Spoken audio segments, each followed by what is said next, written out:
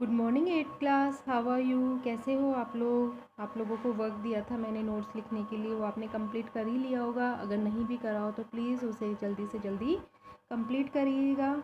मैंने आपको प्लांट्स के बारे में, क्रॉप्स के बारे में, क्रॉप्स की बेसिक प्रैक्टिसेस के बारे में, फार्मर्स क्या क्या प्रैक्टिस करते हैं उनके बारे में अपन ने पढ़ा था। अब हम पढ़ते हैं next application of manure and fertiliser की। जो हम मैन्यूर फर्टिलाइजेशन हमारी क्रॉप में ऐड करते हैं तो उसके क्या एप्लीकेशंस हैं, क्यों हम उसको यूज़ में लेते हैं। Crop plants obtain their requirement of minerals, nutrients from the soil. Continuous growing of crops in succession renders the soil deficient in the nutrients. This reduces the crop yield. Crop plant को किसकी requirement होती है? Minerals की requirement होती है, जो कहाँ से लेती है? सॉइल से लेती है। तो कंटिन्यूस अगर हम लगातार फसल को रैंडमली बोते जाते हैं एक ही फसल को, तो उसमें न्यूट्रिशंस की डेफिशिएंसी हो जाती है और जिससे क्रॉप क्या है, रिड्यूस पैदा होती है, कम पैदा होती है। This problem can be overcome if the field are left uncultivated और फैलो फॉर सम टाइम। तो इससे हम कैसे छुटकारा पा सकते हैं इस प्रॉब्लम से? या तो हम फील्ड को ऐसे ही छोड़ दें एक साल के लिए अनकल्टिवेटेड, बिना बोए हुए, उसमें कोई खेती नहीं करें, उसमें कोई एग्रीकल्चर नहीं करें उसमें। या fallowing is a method of allowing land or naturally regain the nutrients and to live and free for one or more season. फैलोइंग क्या मेथड है जिसमें नेचुरली क्या होता है, जब हम अनकल्टिवेटेड फील्ड को छोड़ देते हैं तो न्यूट्रिएंट्स वापस वो रिगेन कर लेते हैं। ठीक है, the dead plant and animals and other organic matters and that collected on the field are decomposed by organism. और जिसमें डेड प्लांट, एनिमल्स और अगर ऑर्गेनिक मैटर्स होते हैं वो भी वापस फील्ड में कलेक्ट होकर डिकम्पोज हो जाते हैं। किसके थ्रू? माइक्रो ऑर्गेनिज्म के through. Therefore the nutrients are returned in the soil, और वो वापस सॉइल में रिटर्न हो जाते हैं। Since field can not be left uncultivated because of economic reasons, farmers have been adding certain substance to the soil to replenish the soil with nutrients. And another method to overcome the problem of soil deficiency is called mixed cropping. लेकिन हम field को खाली भी नहीं छोड़ सकते economic reasons के कारण, क्योंकि फिर खाएंगे क्या किसान? तो इसमें हम एक सर्टेन सब्सटेंस ऐड कर देते हैं न्यूट्रिएंट्स के लिए। और अनोदर मेथड है इस प्रॉब्लम को सॉइल डेफिनेशन को करने के लिए मिक्स क्रॉपिंग, मतलब क्रॉप को मिक्स करके ग्रो करते हैं, मतलब दो टाइप के सीड्स सो करते हैं। This practice grown two or more crops simultaneously on the same field is known as a mixed cropping. इसे हम मिक्स क्रॉपिंग बोलते हैं। Is an old age practice in our country. हमारे पुराने समय से ही ये चला आ रहा है। Farmer use to mix the seeds of two crops के सीड सो करता है फील्ड में। The crops are chosen in such a way that the produce and waste materials from the crop help in the growth of the other crop. जिससे क्या होता है,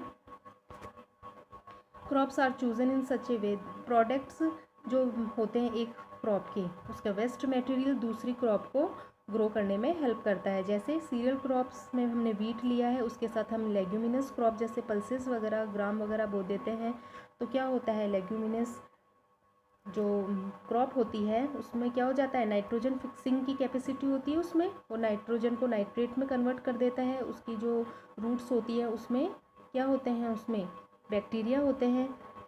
ठीक है, तो वो नाइट्रोजन को नाइट्रेट में कन्वर्ट करके सीरियल्स को, वीट की क्रॉप को प्रोवाइड करा देते हैं। Cereal is compensated by the addition of nitrogen in the soil by nitrogen fixing legume. इस प्रकार वो उसको नाइट्रोजन की क्षतिपूर्ति हो जाती है। इसके दो एडवांटेज हैं। The fertility of the soil is increased, ultimately yield is the crop is improved. Fertility increase हो जाती है, अल्टीमेटली क्रॉप भी अच्छे से पैदा होती है। The substance which are added to the soil in the form of nutrients for the healthy growth of plants are called manure and fertilizers. ये मैन्यूर और फर्टिलाइजर्स की डेफिनेशन है, वह सब्सटेंस जिसे सॉइल में न्यूट्रिएंट्स के लिए, हेल्दी ग्रोथ के लिए, प्लांट्स की हेल्दी ग्रोथ के लिए इंक्लूड करते हैं, उसे मैन्यूर या फर्टिलाइजर्स बोलते हैं। The process of adding manure and fertilizer to the soil is called manuring. और वह प्रोसेस जिसे मैन्यूर और फर्टिलाइजर सॉइल में ऐड करते हैं उसे मैन्यूरिंग बोलते हैं। Since ancient times people have been using manure waste product of animals and plants and other natural material to help plant grow. पहले के समय के लोग मैन्यूर में किसका, जो वेस्ट होता था एनिमल्स और प्लांट्स का, उसको प्लांट को ग्रो करने में नेचुरली काम में लेते थे। Manure is rich in organic nutrients, manure में रिच ऑर्गेनिक न्यूट्रिएंट्स होते हैं। मैन्यूर 3 टाइप्स का होता है, फार्म यार्ड मैन्यूर, कंपोस्ट और green manure. Farm yard manure consist of, farm yard manure में क्या क्या होता है, कैटल डंक होता है, urine, remains of straw and farm yard wastage होता है। All these are mixed in allowed to dry in the sun, in सबको धूप में सुखा दिया जाता है। Subsequently it is used manure के रूप में काम में लिया जाता है। नेक्स्ट है compost. Compost is a manure obtained by the decomposition of dead plant and animal waste. इसमें कंपोस्ट में क्या होता है, इसमें जो डेड प्लांट और एनिमल वेस्ट होता है उसको बैक्टीरिया के द्वारा डिकम्पोज करा जाता है, मतलब गड्ढे में डाल दिया जाता है तो बैक्टीरिया द्वारा डिकम्पोज हो जाता है कुछ दिनों में, और वो एक कंपोस्ट मैन्यूर बन जाता है। The process of producing compost is called composting. तो तुम्हें ये मैन्यूर के 3 टाइप्स और इनके एक एक को ये पूरा अच्छे से इनको लिखना है नोट्स में। फिर है ग्रीन मैन्यूर। क्या होता है, green manure consist of green plants which are flowing along with soil, generally quick growing leguminous plant are use to green manure. इसमें ग्रीन मैन्यूर में ग्रीन प्लांट्स होते हैं जिनको सॉइल के साथ फ्लो कर दिया जाता है, तो ये सारे ग्रीन प्लांट्स मिल जाते हैं सॉइल के अंदर, और ये जैसे लेग्यूमिनस प्लांट वगैरह ग्रीन मैन्यूर के रूप में यूज़ में लिए जाते हैं। Another way of enriching the soil with nutrients by adding fertiliser.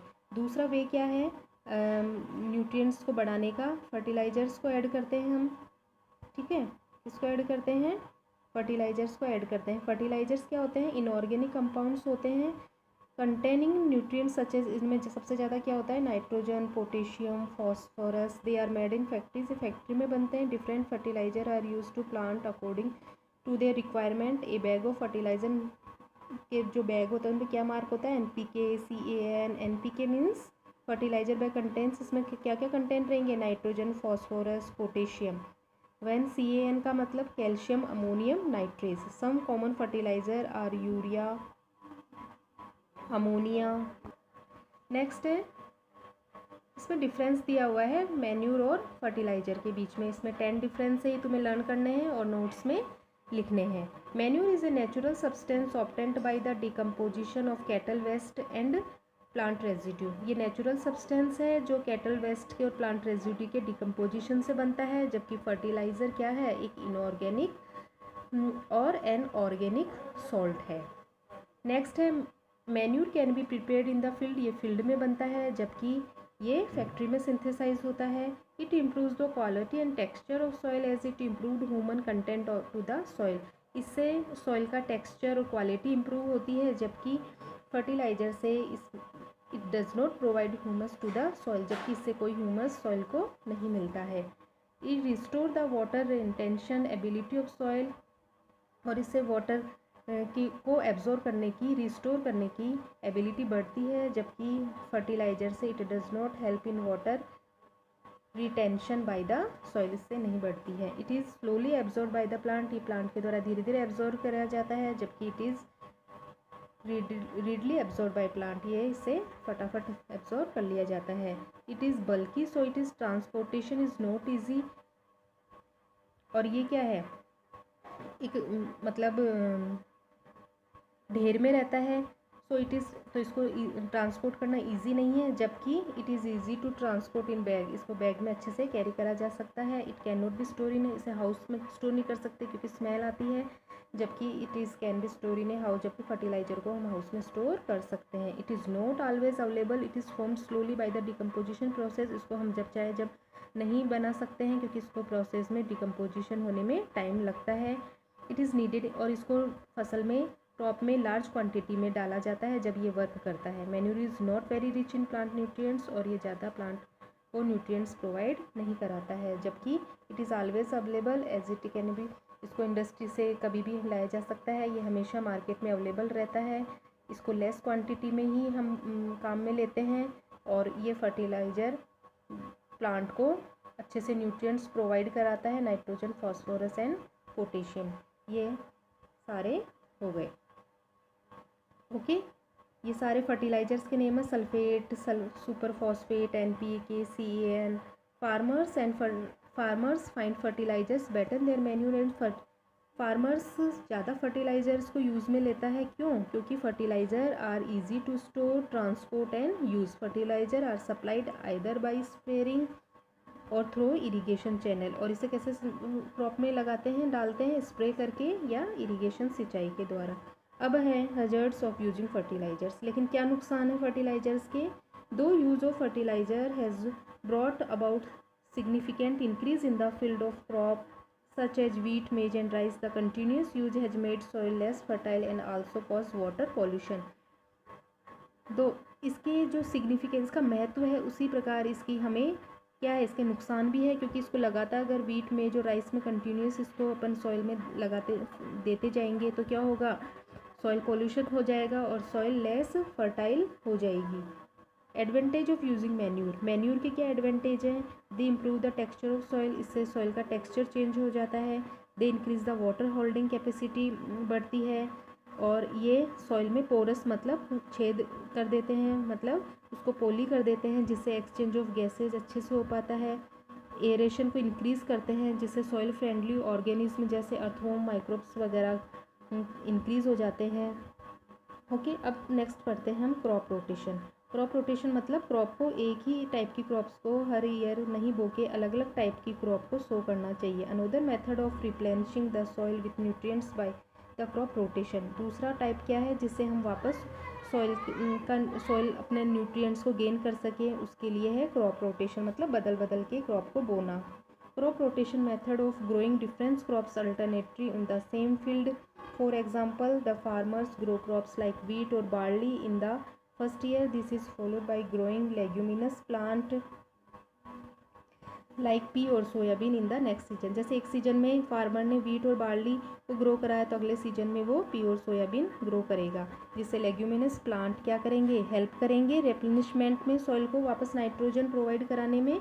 Okay, अब नेक्स्ट देखते हैं हम लेग्यूमिनस प्लांट कैसे सॉइल की फर्टिलिटी को इंक्रीज करते हैं। Certain nitrogen fixing bacteria are known to be present in the roots of legume plant. कुछ नाइट्रोजन फिक्सिंग बैक्टीरिया होते हैं जो लेग्यूम प्लांट की रूट्स में होते हैं। On the roots the bacteria develop nodules called root nodules. और ये बैक्टीरिया इन रूट्स में नोड्यूल्स मतलब गांठें डेवलप कर देते हैं, जिन्हें नोड्यूल्स बोलते हैं। जैसे डायग्राम में दिखाया हुआ है, ये गांठें हैं, प्राइमरी रूट्स है, ये रूट नोड्यूल्स है, ये सेकेंडरी रूट्स है।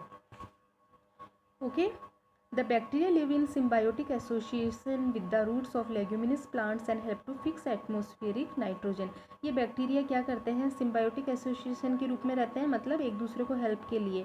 मतलब ये जो लेग्यूमिनस प्लांट में जो बैक्टीरिया रहते हैं, जिन्हें राइजोबियम बैक्टीरिया बोलते हैं, ये क्या करते हैं, लेग्यूमिनस प्लांट से अपना फूड लेते हैं और बदले में एनवायरनमेंट की नाइट्रोजन को नाइट्रेट में कन्वर्ट करके प्लांट को प्रोवाइड कराते हैं। The nitrogen so fixed can be use by the plant roots from the soil. और फिर ये प्लांट के द्वारा एब्जॉर्ब कर ली जाती है। This is how fertility soil is increased by the leguminous plant. इस प्रकार लेग्यूमिनस प्लांट के द्वारा फर्टिलिटी बढ़ जाती है। The process of converting atmospheric nitrogen into compounds which can be used by plant is called nitrogen fixation. Nitrogen fixation क्या होता है, वह प्रोसेस जिसमें एनवायरनमेंट की नाइट्रोजन को किसमें, नाइट्रेट में चेंज करके प्लांट के द्वारा यूज़ में लिया जाता है, उसे नाइट्रोजन फिक्सेशन कहते हैं। आज के लिए यहीं तक।